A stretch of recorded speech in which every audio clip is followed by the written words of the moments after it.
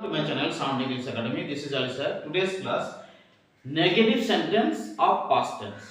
এই past tense এ যে আমরা নেগেটিভ সেন্টেন্স তৈরি করি সেখানে আমরা কি did not ইউজ করি। যেমন আমি ওষুধ খাইনি, I did not take medicine। কিন্তু did not ইউজ না করে আমি কি অন্য নেগেটিভ ওয়ার্ড ইউজ করতে পারি?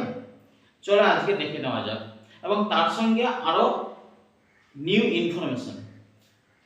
যেমন I did not give you advice। এই did not এটা নেগেটিভ ওয়ার্ড, এইটা এই নেগেটিভ ওয়ার্ডের জন্য আমরা ভার্বের ফার্স্ট ফর্ম ইউজ করেছি give। পাস্ট টেন্সে যদি নেগেটিভ সেন্টেন্স করতে যাই তাহলে আমরা did not ইউজ করব। তাহলে এটা ভার্বের ফার্স্ট ফর্ম, কিন্তু এই did not ইউজ করব না, তার জন্য আমরা I never gave you advice। এই never ইউজ করেছি, এটাও নেগেটিভ ওয়ার্ড, কিন্তু never এর পরে ভার্বের সেকেন্ড ফর্ম ইউজ করি, ঠিক আছে। Then we did not submit our papers। তাহলে কি হবে, এটা নেগেটিভ did not না ইউজ করলে we never submitted our papers। এই যে এখানে দেখো সাবমিট টি আছে, কিন্তু এখানে ডবল টি হয়ে গেল। কিভাবে?